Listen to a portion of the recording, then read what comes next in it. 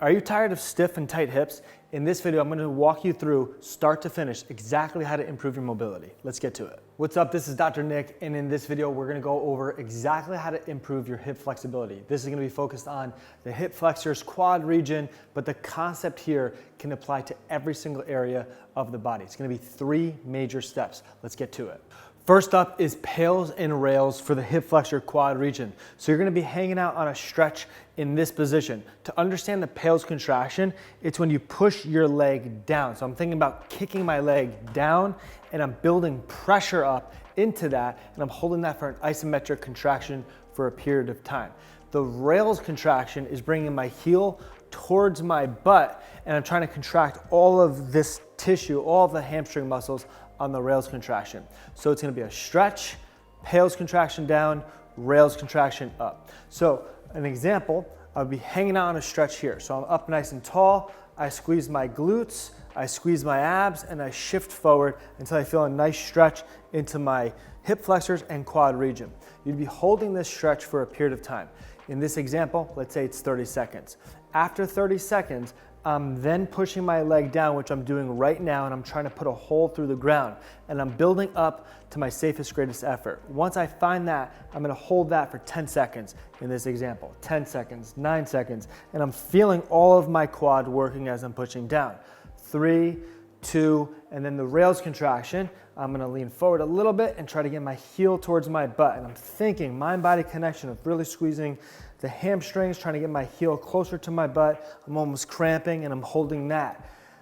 3, 2, 1, and then I relax. And then I'm gonna shift myself forward and I'm gonna repeat that cycle. So it's a stretch, pails contraction down, rails contraction up, and the variables can be manipulated. It could be a 30-second stretch, 10 seconds down, 10 seconds up. It could be a 2-minute stretch, 10 seconds down, 10 seconds up. The concept here is crucial to apply it to this particular stretch. This is number 1. The concept with the first exercise with the pails and rails is to teach the body how to build isometric contractions in a lengthened position. So we get it in that stretch, we hold for a period of time, and then we build isometric contractions in both ways, which is pails and rails, and that teaches the body over time how to control that new range of motion. Let's get into stretch 2. Exercise 2 is eccentrics. So with the first one, we stretched out the tissue and we built isometric contractions. Now we have to put the tissue under length and load it under length to build strength in a new range of motion that we just stretched into to teach the body how to control new ranges of motion. So in this case, we're going to be using a tall kneeling position for eccentrics. We're going to be thinking about using our quad muscles, which is our hip flexors and quad muscles, to control ourselves backwards. Now, depending on where you are, you might need some support. You might need to go on to a little bit of an elevated position. Concepts. So from here, I'm squeezing my glutes and I'm thinking about my quads, controlling myself down until I get to a point where I'm like, all right, I can't control it anymore. Then you go butt to heels and then you come back up. The idea is we're building eccentric load through the quad and the hip flexor region because we're moving in a lengthening position. Because shortening the position would be going this way. So we want to lengthen it by going that way. So we're here, we're controlling down using our quad muscles to do so, come to the butt, and then repeat. Again, you might need to hold on to a band attached to something to support yourself going down. You might have a foam roller right behind you where you're going to and sitting to.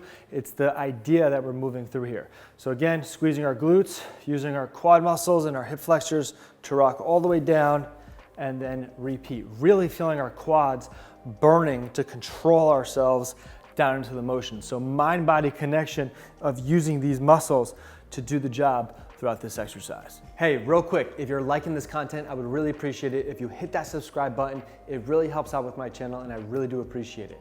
All right, back to the content. Now the third exercise is working the opposite side of the joint, which is our glute muscles, to teach the body how to move into the range of motion. So this one, we're gonna be doing a simple hip thruster bridge, moving the hips into hip extension. So this could be single leg, it could be double leg, it's the concept here. So I'm going all the way up and I'm holding this end range position, which really works on hip extension of the hip. I'm feeling my glutes, I'm feeling my hamstrings, which puts the hip into going into hip extension. Why? Because we just stretched the front of our quad muscles with the pales and rails, with the eccentrics. That would limit this motion. So once we loosen all the front stuff up, we have to work on the back stuff to teach the body how to control a new range of motion. So we're going all the way up, hold, feeling the glutes, hamstrings working, and then I come back down. Think about driving through the heel, really emphasizing mind-body connection to the glutes and to the hamstrings, holding, and then come back down. You could hold at an end range, get more time under tension for this, or you can just rep it out depending on where your challenges, where your baselines are, but it's the concepts that we're addressing here to actually improve on working on the active control after we just stretch the hip flexors and the quads. Hopefully you gained some insight on how to actually go through the process, start to finish, on improving hip flexibility. This video, we focus on the hip flexors in the quad region, but it's the concepts that can apply to the entire body. So from start, we start with isometric contraction, the pales and rails, getting yourself in a stretched position, working on isometrics, which teaches the body how to control the new range of motion that you're into. Once that new range of motion is open, then we move to step 2, where we eccentrically load into that new range of motion, which teaches the nervous system how to control a lengthening position. Once it's still open, we then work on the opposite side of the joint, or we work on controlling into the new range of motion that we just stretched out. In this case, our hip flexors would limit, if they were stiff and tight, they would limit the leg going backwards into hip extension. So we worked on hip extension. We work on the opposite side once we stretch out the other side. So we were working on opening the range of motion, working into the range of motion, and then when we do that repeatedly and consistently, that is how you improve your flexibility for the long term. Not this nonsense of throwing up your leg on a couch for 30 seconds, bending over, and feeling a reduction in stiffness and tightness for 5 minutes. You wake up the next day, stiff and tight again.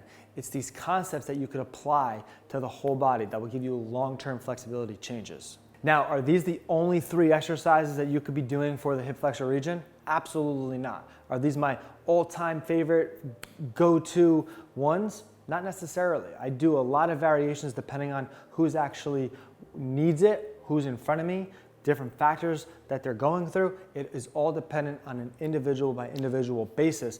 But again, it's the concepts, and if you understand the concepts throughout it, then you can apply it to different positions, different exercises, and whatnot.